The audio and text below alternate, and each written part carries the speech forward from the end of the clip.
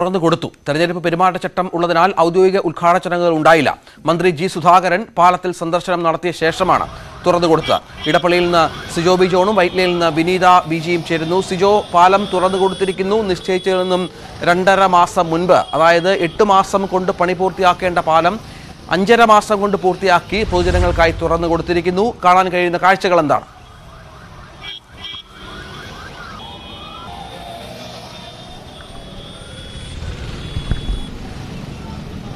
ഏകദേശം നിർമ്മാണം നൽകിയതിന് ശേഷം പ്രതീക്ഷിച്ചതിനേക്കാൾ 2.5 മാസങ്ങൾക്ക് മുമ്പാണ് ഈ പാലം തുറന്നു കൊടുത്തിരിക്കുന്നത്. അതിൻ്റെ പൂർണ്ണ ക്രെഡിറ്റും DMRCയും അതോടൊപ്പം തന്നെ ഊരാളുങ്കൽ ലേബർ സൊസൈറ്റിക്കുമാണ് നൽകിയിരുന്നത്. അതിനിപ്പോൾ മിനിസ്റ്റർ ഉദ്ഘാടനത്തിന് അല്ലെങ്കിൽ ഇവിടെ എത്തിയതിന് ശേഷം എടുത്തു പറഞ്ഞ പേര് DMRC ആണ്. ഇപ്പോൾ DMRCയുടെ ചീഫ് എഞ്ചിനീയർ നമ്മളോടൊപ്പം ചേർന്നത്. സാർ, മിനിസ്റ്റർ എടുത്തു പറഞ്ഞ ഒരു കാര്യം ഊരാളുങ്കൽ ലേബർ സൊസൈറ്റിയും അതോടൊപ്പം തന്നെ DMRCയുടെയും പ്രവർത്തനങ്ങളാണ്. ഇത്രയും വേഗത്തിൽ ഈ നിർമ്മാണ പ്രവർത്തനങ്ങൾ പൂർത്തിയാക്കാൻ സാധിക്കുമെന്ന് ഈ വെല്ലുവിളി ഏറ്റെടുത്തപ്പോൾ പ്രതീക്ഷിച്ചു? ഒരിക്കലുമില്ല. അത് വന്നിട്ട് നമ്മളൊരു സ്റ്റാർട്ട് ചെയ്തപ്പോൾ ഒരു കോൺട്രാക്ടർ വന്ന് നമ്മുടെ കയ്യിലൊന്ന് ടൈമായി വരുമ്പോഴത്തേക്ക് ഒരു പട്ടിക്കുട്ടിയെ വാങ്ങിക്കുമ്പോഴത്തേക്ക് പട്ടിക്കുട്ടിയെ നമ്മളൊന്ന് ട്രെയിൻ ചെയ്തെടുക്കണമല്ലോ, അതേപോലെ അത് വന്നിട്ട് ടൈമായി കിട്ടുമ്പോൾ then we know that we can achieve the target. And അവരുടെ ഡെഡിക്കേഷനും എൻ്റെ എഞ്ചിനീയേഴ്സിൻ്റെ ഡെഡിക്കേഷനും ലേബേഴ്സിൻ്റെ ക്വാളിറ്റി ആൻഡ് സ്ട്രെങ്ത് ഒരു 4 മാസം കഴിഞ്ഞപ്പോഴത്തേക്ക് അത് 100% ഷുവർ 5.5 മാസം കൊണ്ട് തീർക്കാൻ പറ്റുന്നുണ്ട്. It has happen. ട്രാഫിക് സംവിധാനത്തിൽ തന്നെ കൃത്യമായ ഒരു മാറ്റമാണ് വന്നിരിക്കുന്നത്. നേരത്തെ വൈറ്റില പാലം വന്നു കഴിഞ്ഞപ്പോൾ അവിടെ ഒരു ഗതാഗത കുരുക്കുണ്ടായിരുന്നു. ഇപ്പോൾ വന്നിരിക്കുന്ന ഈ ക്രമീകരണങ്ങൾ അത് ഇവിടെ ട്രാഫിക് ഒഴിവാക്കാൻ സാധിക്കുമെന്ന് പ്രതീക്ഷിക്കുന്നുണ്ടോ? എത്രത്തോളം ഗുണം ചെയ്യും? എൻ്റെ വിശ്വാസം it will 100% B A success. ഒരു ട്രാഫിക് ഇല്ലാത്ത ഒരു ജംഗ്ഷൻ ആയിരിക്കും പാലാരിവട്ടം. ഇത് സിസ്റ്റം വിൽ വർക്ക് ഫാന്റാസ്റ്റിക്. അതിൻ്റെ അകത്ത് ഒരുപാട് ബെനിഫിറ്റ്സ് ഉണ്ട്. പോലീസ് ഡിപ്പാർട്ട്മെൻറ്റിന് ഒരുപാട് ബെനിഫിറ്റ്സ് ഉണ്ട്. അല്ലാണ്ട് വെഹിക്കിൾ ഓണേഴ്സിന് ബെനിഫിറ്റ് ഉണ്ട്. Unnecessary traffic blocks, petrol saving എല്ലാം വരും. ഇതെന്താ ഞാൻ ഒരു കണ്ടിന്യൂസ് മൂവ്മെൻ്റ് ആണ്. ഒരു വണ്ടിയും വന്നിട്ട് ഒരു മിനിറ്റ് പോലും ബ്രേക്ക് ചെയ്ത് നിർത്തേണ്ടി വരുന്നില്ല. So it will move smoothly എന്നുള്ളതാണ് വിശ്വാസം. അങ്ങനെ എന്തെങ്കിലും പ്രോബ്ലം ഉണ്ടെങ്കിലും there is alternate arrangement. Old system is already available. It can be change. But അതിൻ്റെ ആവശ്യം വരത്തില്ല. Thank you. എന്തായാലും DMRCയുടെ അതോടൊപ്പം തന്നെ ഊരാളുങ്കൽ ലേബർ സൊസൈറ്റിയുടെ നിരന്തരമായ പരിശ്രമം, അതിൻ്റെ ഇതിൽ പ്രവർത്തിച്ച ജീവനക്കാരുടെ പ്രവർത്തനങ്ങൾ, പ്രത്യേകിച്ച് 160 ദിവസത്തിനുള്ളിലാണ് ഇതിൻ്റെ നിർമ്മാണ പ്രവർത്തനങ്ങൾ പൂർത്തിയാക്കിയെന്ന് പറയുന്നത്. കാരണം ഏകദേശം മാസങ്ങൾ നീണ്ടു നിന്ന നിർമ്മാണ പ്രവർത്തനങ്ങളാണ് ഇതിന് ആദ്യഘട്ടത്തിൽ നടത്തിയിരുന്നെങ്കിൽ അതിൻ്റെ കൂടുതൽ ഭാഗവും പ്രത്യേകിച്ച് 17 സ്പാനുകൾ ഇറക്കി അതിനുശേഷമാണ് ഈ പറയുന്ന രീതിയിൽ നിർമ്മാണ പ്രവർത്തനങ്ങൾ നടത്തുകയും ചെയ്തിരിക്കുന്നത്. അതുകൊണ്ട് തന്നെ വലിയൊരു അംഗീകാരം എന്ന് തന്നെ പറയേണ്ടി വരികയും ചെയ്യുന്നുണ്ട്. ഒരു വാഹനം തട്ടിയതിൻ്റെ ആണ് കാണുന്നത്. കാരണം ഈ ചെറിയ രീതിയിലുള്ള ബ്ലോക്ക് ഉണ്ട്. ഉദ്ഘാടനം കഴിഞ്ഞതായതുകൊണ്ട് തന്നെ ജനങ്ങളുടെ ഒരു തിരക്ക് അവിടെയുണ്ട്.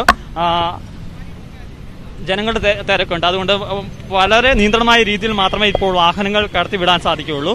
ഒരു വലിയ ലോറി സൈഡിലൂടെ പോയ കാറുമായി കൂട്ടിയിടിച്ചിരിക്കുകയാണ്. എന്തായാലും പാലങ്ങൾക്ക് ഉദ്ഘാടനം ചെയ്തതിന് ശേഷം വലിയ തിരക്കുകൾ ഉണ്ടാകുമ്പോൾ ചെറിയ രീതിയിലുള്ള പ്രശ്നങ്ങൾ ഉണ്ടാകുമെന്നുള്ളതുകൊണ്ട് എന്തായാലും നമുക്ക് ഇപ്പോൾ വലിയ രീതിയിലുള്ള ഒരു ക്യൂ തന്നെ ഇവിടെ കാണുകയും ചെയ്യാം.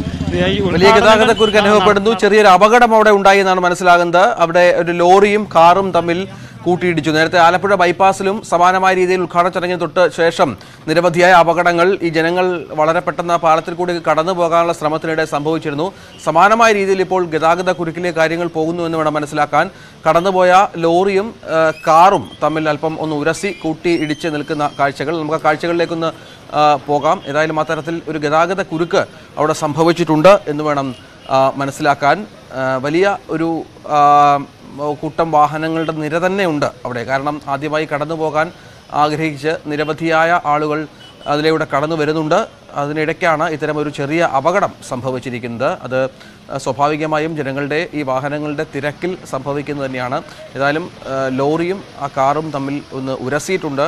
കൂടുതൽ അപകടങ്ങൾ ഉണ്ടോ, കാറിന് കാര്യമായ രീതിയിലുള്ള പരിക്കുകളുണ്ടോ എന്നുള്ള കാര്യത്തിലൊക്കെ ഇനി വ്യക്തത വരുത്തേണ്ടി വരും. ഏതായാലും ആ ഭാഗത്ത് ഒരു ഗതാഗത കുരുക്ക് ഉണ്ടായിരിക്കുന്നു. മറ്റ് സൈഡിൽ കൂടി വാഹനങ്ങളെ കയറ്റിവിടാനുള്ള ശ്രമമാണിപ്പോൾ പോലീസ് നടത്തിക്കൊണ്ടിരിക്കുന്നത് എന്ന് വേണം മനസ്സിലാക്കാൻ. വിനീത BG വൈറ്റിലയിലുണ്ട്. വിനീത, വൈറ്റിലയിൽ നിന്ന് കാണാൻ കഴിയുന്ന കാഴ്ചകൾ എന്താണ്?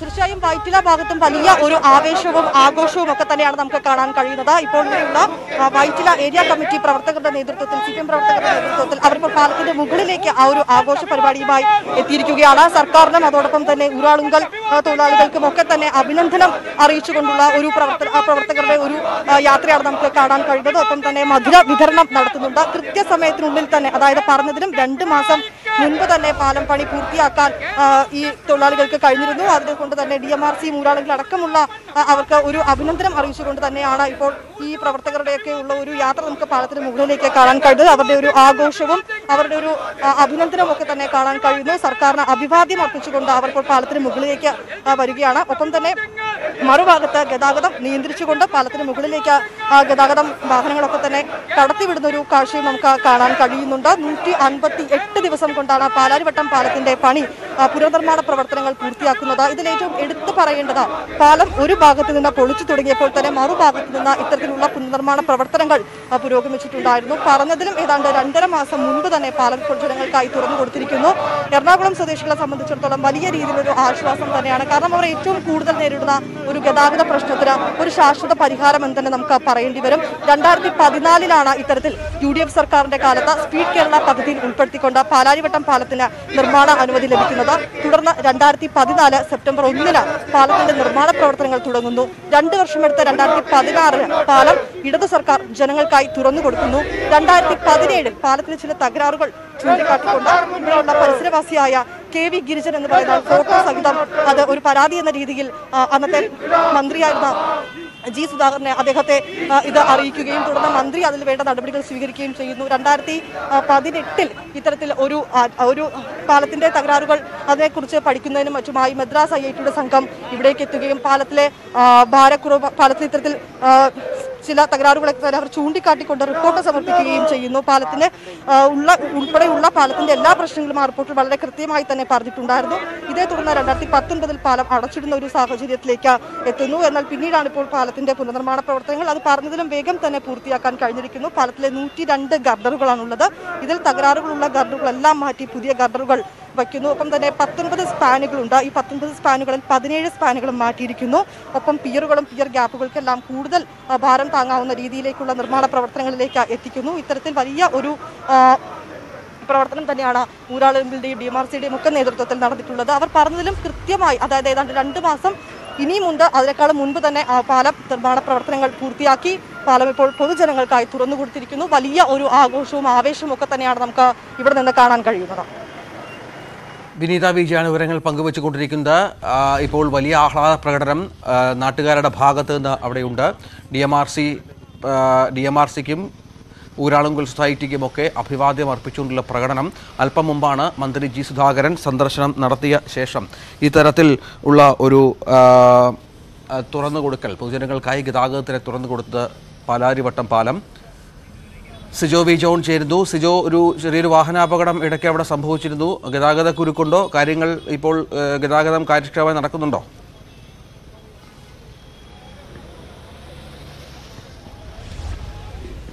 വാഹനങ്ങൾ ഇപ്പോൾ അവിടെ നീക്കിയിരിക്കുകയാണ്. പാലത്തിന് സൈഡിലൂടെയുള്ള വഴിയിലൂടെ കടന്നു വരുന്ന ഒരു ലോറിയാണ് സമീപമുണ്ടായിരുന്ന ഒരു കാറിൽ തട്ടിയത്. ഡോറ് ലോക്കായിരുന്നതുകൊണ്ട് തന്നെ വണ്ടി തള്ളി നീക്കിയതിന് ശേഷം അവിടുന്ന് പുറത്തേക്ക് മാറ്റുകയും നീക്കം ചെയ്യുകയാണ് ചെയ്തത്. എന്തായാലും ഇപ്പോൾ പാലത്തിലൂടെയുള്ള യാത്ര സുഗമമായി തന്നെ പോകുന്നുണ്ട്. അഭിവാദ്യങ്ങൾ അർപ്പിച്ചുകൊണ്ട് നിരവധി പ്രവർത്തനങ്ങൾ പാലത്തിലൂടെ കടന്നു വരുന്നു എന്നുള്ളത് കൊണ്ട് തന്നെ ചെറിയ രീതിയിലുള്ള തിരക്കുണ്ട്. അതുകൊണ്ട് വാഹനങ്ങൾ കൃത്യമായ രീതിയിൽ കടന്നു പോകാൻ സാധിക്കുന്നുമില്ല. അത്തരത്തിലുള്ള ഒരു പ്രശ്നമാണ് ഉള്ളത്. ആളുകളെ പൂർണ്ണമായും ഇവിടുന്ന് നീക്കിക്കഴിഞ്ഞാൽ ഇവിടുന്ന് യാത്ര സുഗമമായി തന്നെ മുന്നോട്ട് പോകാൻ സാധിക്കുകയും ചെയ്യും. എന്തായാലും ഉദ്ഘാടനത്തിനോട് അനുബന്ധിച്ചുകൊണ്ട് തന്നെ ഉണ്ടായിട്ടുള്ള ഈ തിരക്ക് മാത്രമാണ് ഇപ്പോൾ നിലനിൽക്കുന്നത്. എന്തായാലും കൊച്ചിയെ സംബന്ധിച്ചിടത്തോളം വലിയ ആശ്വാസമാണ്. പ്രത്യേകിച്ച് കഴിഞ്ഞ ഈ സർക്കാർ വന്നതിന് ശേഷം 2 പാലങ്ങളാണ് വൈറ്റിലയും അതോടൊപ്പം തന്നെ കുണ്ടന്നൂരും ഉദ്ഘാടനം ചെയ്തിരുന്നു. അവിടെ നിന്ന് വരുന്ന വാഹനങ്ങൾ പാലാരിവട്ടത്ത് എത്തുകയും ഈ ബ്ലോക്കിലൂടെ കടന്നു പോകേണ്ട ഒരു സാഹചര്യമാണ് ഉണ്ടാകുകയും ചെയ്തിരുന്നത്. എന്നാൽ പാലാരിവട്ടം പാലം ഉദ്ഘാടനം ചെയ്തതോടുകൂടി ദേശീയപാതയിലൂടെ കടന്നു പോകേണ്ട വാഹനങ്ങൾക്ക് കൃത്യമായി തന്നെ ഇപ്പോൾ മുന്നോട്ട് പോകാൻ സാധിക്കുകയും ചെയ്യുന്നുണ്ട്. ഇനി ഇടപ്പള്ളിയിലോട്ട് ചെല്ലുമ്പോൾ മാത്രമാണ് നേരിയ രീതിയിലുള്ള പ്രശ്നം. അവിടെ പാലങ്ങളുണ്ടെങ്കിൽ പോലും നിരവധി വാഹനങ്ങൾ അങ്ങോട്ട് ചെല്ലുമ്പോൾ ചെറിയ രീതിയിലുള്ള പ്രശ്നങ്ങൾ ഉണ്ട്. എന്തായാലും ഒരു 10 മാസത്തോളമായി പാലാരിവട്ടം പാലം അടച്ചിട്ടിരിക്കുകയായിരുന്നു. കാരണം ചെന്നൈ IITയുടെ റിപ്പോർട്ടിനെ തുടർന്ന് കഴിഞ്ഞ വർഷം മെയ് 1-നാണ് ഇത് അടച്ചിരുന്നത്. തുടർന്ന് നിരവധി ഈ പാലത്തെ സംബന്ധിച്ച ആരോപണങ്ങൾ ഉയരുകയും ചെയ്തിരുന്നു. അതിനുശേഷമാണ് ഇപ്പോൾ കോടതിയുടെ ഉത്തരവ് സമ്പാദിച്ചുകൊണ്ട് പാലം പൊളിച്ചു പണിയുന്നതിനുള്ള നടപടികളിലേക്ക് പോവുകയും ചെയ്തത്. 17 സ്പാനുകൾ ഈ 2 മാസത്തിനുള്ളിൽ നീക്കം ചെയ്തു. അതോടെ തന്നെ പിയർ ക്യാപ്പുകൾ നീക്കം ചെയ്തു. അതിനുശേഷമാണ് പിയർ തൂണുകൾ ശക്തിപ്പെടുത്തുകയും ഇതിന്റെ നിർമ്മാണ പ്രവർത്തനങ്ങൾ വേഗത്തിൽ തന്നെ പൂർത്തിയാക്കുകയും ചെയ്തു. എന്തായാലും ഉദ്ഘാടനം പരിപാടികൾ അല്ലെങ്കിൽ ഔദ്യോഗികമായ ഉദ്ഘാടന ചടങ്ങുകൾ ഉണ്ടായിരുന്നില്ല. അത് തെരഞ്ഞെടുപ്പ് പെരുമാറ്റച്ചട്ടം നിലവിൽ സാഹചര്യത്തിൽ PWDയുടെ ദേശീയപാത വിഭാഗം ചീഫ് എഞ്ചിനീയറാണ് ഇതിന്റെ വാഹനം കടത്തിവിട്ടത്. മന്ത്രി എത്തിയതിനു ശേഷം 4 മണിക്കാണ് ഔദ്യോഗികമായ വാഹനങ്ങൾ കടത്തിവിട്ടുവെന്ന് പറഞ്ഞെങ്കിൽ പോലും 3:30 മന്ത്രി എത്തുകയും ഇവിടെ വൈറ്റില ഭാഗത്തു നിന്ന് മന്ത്രി നടന്ന് ഇടപ്പള്ളി ഭാഗത്തേക്ക് എത്തുകയും ചെയ്തു. അതിനുശേഷമാണ് മന്ത്രി തന്നെ വാഹനങ്ങളിൽ കടന്നു പോകാൻ നിർദ്ദേശം നൽകുകയും ചെയ്തത്. മന്ത്രി ആദ്യ യാത്രക്കാരനായി കടന്നു പോകുന്ന ഒരു സാഹചര്യമാണ് ഉണ്ടായിരിക്കുന്നത്. എന്തായാലും ഇടതുപക്ഷം മാത്രമല്ല, നമുക്ക് കാണാം BJPയുടെയും പ്രവർത്തകർ അഭിവാദ്യങ്ങൾ അർപ്പിച്ചുകൊണ്ട് ഇപ്പോൾ പ്രകടനമായി ഇവിടെ എത്തുകയും ചെയ്തിട്ടുണ്ട്.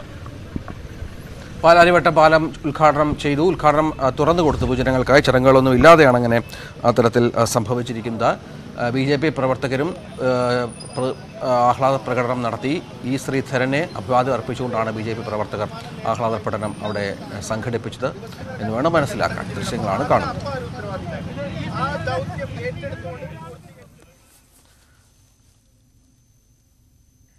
പാലാരിവട്ടം പാലം അഴിമതി പുറത്തു കൊണ്ടുവന്നതിന് പിന്നിൽ പ്രവർത്തിച്ചത് CPM ബ്രാഞ്ച് സെക്രട്ടറി ആയിരുന്ന പാലാരിവട്ടം സ്വദേശി KV ഗിരിജനാണ്.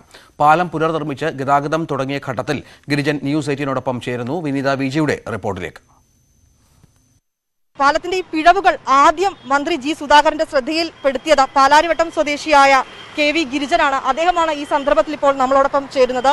ഞാൻ സൂചിപ്പിച്ചതുപോലെ തന്നെ താങ്കളാണ് ഈ പാലത്തിന്റെ പ്രശ്നങ്ങൾ, പിഴവുകളൊക്കെ തന്നെ ആദ്യം ഫോട്ടോ സഹിതം മന്ത്രിയുടെ ശ്രദ്ധയിൽപ്പെടുത്തിയത്. ഈ സന്ദർഭത്തിൽ എന്ത് തോന്നുന്നു? ഈ സന്ദർഭത്തിൽ വളരെയധികം സന്തോഷം തോന്നുകയാണ്. പാലം പുനർനിർമ്മിച്ചത് 9 മാസം എന്ന് പറഞ്ഞിട്ട് 5 മാസം കൊണ്ട് പാലം നിർമ്മാണം പൂർത്തിയായി. അപ്പോൾ അതിനെ അഭിനന്ദിക്കേണ്ട ശരിക്കും ഈ ഊരാളെങ്കിൽ സൊസൈറ്റിക്കാരെ തന്നെ. അതിൻ്റെ അകത്ത് വേറെ ആർക്കും അർഹതയൊന്നുമില്ല. അത് അവർക്ക് അർഹതപ്പെട്ടതാണ്. അതാണ് അതിനെക്കുറിച്ച് പറയാനുള്ളത്. പക്ഷേ ഈ സാധനത്തിൻ്റെ അകത്ത് വിട്ടുപോയോ പത്രക്കാർക്കെന്ന് എനിക്ക് സംശയമുള്ള ഒരു സംഗതിയുണ്ട്. ഇവിടെ 2 MLA-മാരുണ്ടായി. ആദ്യം തുടങ്ങുമ്പോൾ ഒരു ബെന്നി ബെഹനാൻ ഒരു MLA ഉണ്ടായി. പാലം ഉദ്ഘാടനം ചെയ്യുമ്പോൾ PT തോമസാണ്. ഇവർക്ക് ഈ പാലം പണിതയിൽ ഒരു പങ്കുമില്ലേ? ഇവർക്ക് എന്തെങ്കിലും ഷെയർ കിട്ടിയിട്ടുണ്ടോ? PT അല്ല മന്ത്രി മാത്രം ഒതുക്കിയതാണ്. അതൊരു സംശയം നിലനിൽക്കുകയാണ്. അത് പത്രങ്ങളൊന്നും കൊണ്ടുവരാത്തത്. അത്തരം അന്വേഷണങ്ങൾ സംബന്ധിച്ചുള്ളത് വേണം എന്നാണ് താങ്കൾ പറയുന്നത്. അത് തീർച്ചയായും പരിഗണിക്കപ്പെടുന്നത് തന്നെ ആയിരിക്കാം. അതോടൊപ്പം ഞാൻ ഒരു കാര്യം കൂടി ചോദിച്ചോട്ടെ, എങ്ങനെയാണ് ഈ പിഴവ്, പാലത്തിന്റെ ഇത്തരം തകരാറുകൾ ഉണ്ട് എന്ന് ആദ്യം താങ്കളുടെ ശ്രദ്ധയിൽപ്പെട്ടത് എങ്ങനെയാണ്? പാലത്തിന്റെ അവിടെ ഇവിടെയൊക്കെ ഇരുമ്പിന്റെ കട്ട കയറ്റി വെക്കുന്നതും മറച്ചു വെക്കല്, ഇരുമ്പിന്റെ ഷീറ്റ് വെച്ച് സൈഡൊക്കെ മറച്ച് ഏതാണ്ട് ഷെഡ് പോലെയൊക്കെ ആക്കി വെക്കുകയൊക്കെ ചെയ്ത്. അത് ഞാനത് വിദഗ്ധ ഉപദേശം തേടിയത് PWD-ന്ന് റിട്ടയർ ചെയ്ത ഹരിദാസ് ചേട്ടനോടാണ്. ഹരിദാസൻ ചേട്ടൻ അത് ഇന്ന കാരണം കൊണ്ടിട്ടാണെന്ന് പറയുകയും അതനുസരിച്ച് ഞങ്ങൾ പരാതി കൊടുക്കുകയാണ് ചെയ്തത്. ആണ്. ഒപ്പം തന്നെ ഒരുപാട് വിമർശനങ്ങൾ വന്നിരുന്നു. ശ്രീധരൻ അടക്കമുള്ള ചില വിമർശനങ്ങൾ വന്നിരുന്നു. അതൊക്കെ താങ്കളെ വേദനിപ്പിച്ചിരുന്നു എന്ന് സൂചിപ്പിച്ചു. അതൊക്കെ ഉണ്ടാവും. അതൊക്കെ നോക്കിയിട്ട് കാര്യമൊന്നുമില്ല. ശ്രീധരൻ എന്ന കഴിവുള്ള ഒരാളാണ്. നമ്മൾ ശ്രീധരന്റെ കഴിവിനെ അംഗീകരിക്കുന്നുണ്ട്. പക്ഷേ അയാളുടെ ഇപ്പോഴത്തെ രാഷ്ട്രീയം നമ്മൾ അംഗീകരിക്കുന്നില്ല. ഒപ്പം തന്നെ പാലാരിവട്ടം സ്വദേശി എന്ന നിലയിൽ ഈ പാലം വരുമ്പോൾ നമുക്കത് എത്രത്തോളം ഉപയോഗപ്രദമാകും? ഗതാഗത പ്രശ്നങ്ങൾക്കൊക്കെ ഒരു ശാശ്വത പരിഹാരം തന്നെയല്ലേ? ഞങ്ങൾക്ക് വളരെ ഹാപ്പിയാണ്. എന്താന്ന് വെച്ചാൽ ഞങ്ങൾക്ക് തൊട്ടടുത്തുള്ള ആശുപത്രി എറണാകുളം മെഡിക്കൽ സെന്ററാണ്. ഒരു രോഗിനെയും കൊണ്ട് പോകാനായിട്ട് ട്രാഫിക് ബ്ലോക്ക് ഇല്ലാതെ നമുക്ക് കൊണ്ടുപോകാനായിട്ട് സാധിക്കുക എന്ന് പറയുന്നത് ഞങ്ങളെ സംബന്ധിച്ചിടത്തോളം ഏറ്റവും വലിയ വിജയമാണ്. അതാണ് ഞങ്ങൾക്ക് പറയാനുള്ളത് ഇതിൻ്റെ അകത്ത്. തീർച്ചയായും അപ്പം ഇത്രയും നാൾ നമ്മൾ അനുഭവിച്ചിട്ടുണ്ടായിരുന്ന ആ ഒരു ഗതാഗത പ്രശ്നത്തിന് ഒരു ശാശ്വത പരിഹാരം ആകുമെന്ന് നമ്മൾ വിശ്വസിക്കുന്നു. തീർച്ചയായും വലിയൊരു സന്തോഷം തന്നെയാണ് അദ്ദേഹം പങ്കുവച്ചിട്ടുണ്ടായിരുന്നത്. പാലത്തിന്റെ തകരാറുകൾ ആദ്യം അദ്ദേഹമാണ് മന്ത്രിയുടെ മുന്നിൽ ചൂണ്ടിക്കാണിക്കുന്നത്. 2017 അത്തരമുള്ള ഒരു നടപടിയുമായി അദ്ദേഹം മുന്നോട്ട് നീങ്ങിയത്. ഇന്ന് പാലം തുറന്നു കൊടുക്കുന്നു. അദ്ദേഹം സൂചിപ്പിച്ചതുപോലെ തന്നെ പാലാരിവട്ടം സ്വദേശികളെ സംബന്ധിച്ചിടത്തോളം അവർക്ക് ഈ ഒരു ഗതാഗത പ്രശ്നത്തിന് വലിയൊരു ആശ്വാസം എന്ന് തന്നെ നമുക്ക് പറയേണ്ടി വരും. വിനീത ബി ജി തയ്യാറാക്കിയ റിപ്പോർട്ടാണ് കണ്ടത്. ഇടവേളയാണ്. കൂടുതൽ വാർത്തകൾക്കും വിശദാംശങ്ങൾക്കും malayalam.news18.com. െങ്കിലും കുന്നമംഗലത്ത് ജയിച്ച് ഭാര്യ ലീല ദാമോദരമേനോൻ. കണ്ണൂർ 2-ൽ പാമ്പൻ മാധവൻ തോറ്റത് KP ഗോപാലനോട്. പേരാമ്പ്രയിൽ മഠത്തിൽ കുമാരനോട് തോറ്റു TK മാധവൻ നായർ. തകഴിയിൽ വർഗീസ് വൈദ്യൻ തോറ്റത് കോൺഗ്രസിന്റെ തോമസ് ജോണിനോട്.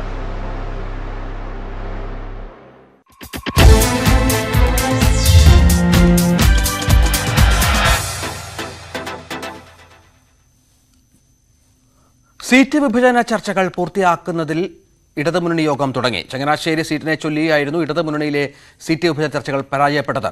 കോട്ടയത്ത് കാഞ്ഞിരപ്പള്ളിക്ക് പകരം CPI ആവശ്യപ്പെട്ട ചങ്ങനാശ്ശേരിയിൽ കേരള കോൺഗ്രസ് എമ്മും അവകാശവാദം ഉന്നയിച്ചിരുന്നു.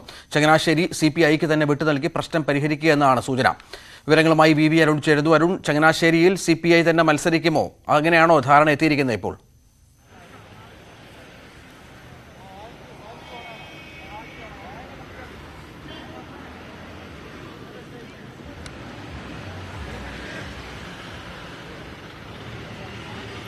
കേൾക്കാമോ അരുൺ?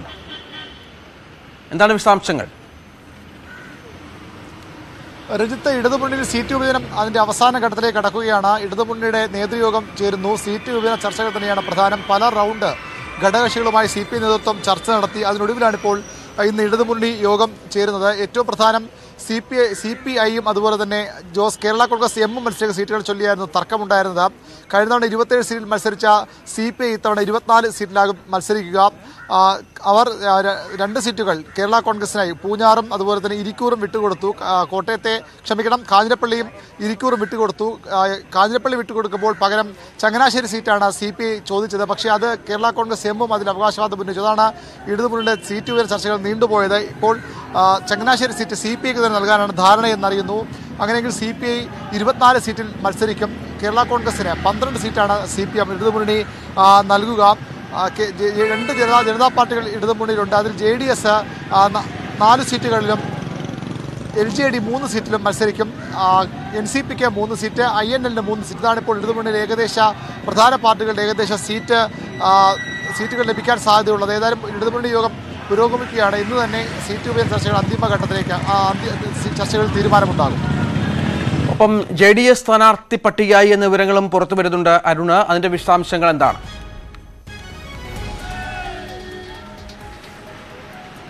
JDSന്റെ സംസ്ഥാന നേതൃയോഗം തിരുവനന്തപുരത്ത് ചേർന്നാണ് സ്ഥാനാർത്ഥികളെ തീരുമാനിച്ചത്. കോവളത്ത് നീലലോഹിതദാസൻ നാടാർ മത്സരിക്കും. മുൻ MPയും മന്ത്രിയുമാണ്. കോവളത്തിന്റെ മുൻ ജനപ്രതിനിധി MLA കൂടിയാണ് നീലലോഹിതദാസൻ നാടാർ.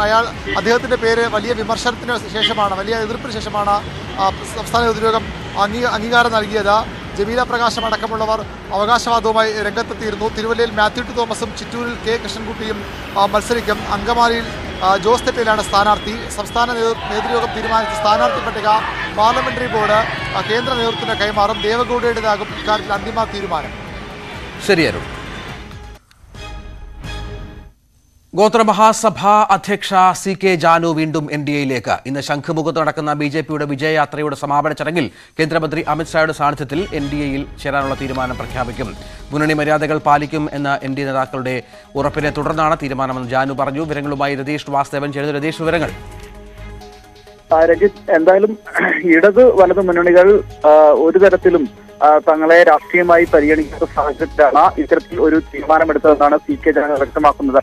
ഇന്ന് അല്പസമയങ്ങൾക്കുള്ളിൽ തിരുവനന്തപുരത്ത് നടക്കുന്ന വിജയ് യാത്രയുടെ സമാപന ചടങ്ങിൽ കേന്ദ്രമന്ത്രി അമിത്ഷായുടെ സാന്നിധ്യത്തിൽ NDAയിൽ ചേർന്നതായി പ്രഖ്യാപനം നടത്തുമെന്നാണ് CK ജാനു അറിയിച്ചിട്ടുള്ളത്.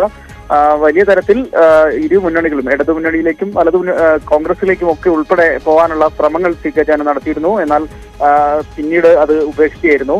നിലവിൽ NDAയിൽ നിന്നുള്ള ചില മുന്നണി മര്യാദകൾ ഉണ്ടായില്ല എന്ന് പറഞ്ഞായിരുന്നു വിട്ടുനിന്നത്. എന്നാൽ വീണ്ടും ഇപ്പോൾ NDA അത്തരത്തിൽ മുന്നണി മര്യാദകൾ പാലിച്ചുകൊണ്ട് തങ്ങളെ ഉൾക്കൊള്ളാൻ തയ്യാറായിട്ടുണ്ട്. ആ സാഹചര്യത്തിലാണ് വീണ്ടും NDAയിലേക്ക് പോകുന്നതെന്നാണ് CK ജാനു പറയുന്നത്. തെരഞ്ഞെടുപ്പ് അടുക്കുന്ന വേളയിൽ CK ജാനുവിന്റെ ഈ മാറ്റം വലിയ തരത്തിൽ രാഷ്ട്രീയ മാറ്റങ്ങൾക്ക് ഇടയാക്കുമെന്നും രാഷ്ട്രീയ നിരീക്ഷകർ വിലയിരുത്തുന്നുണ്ട്.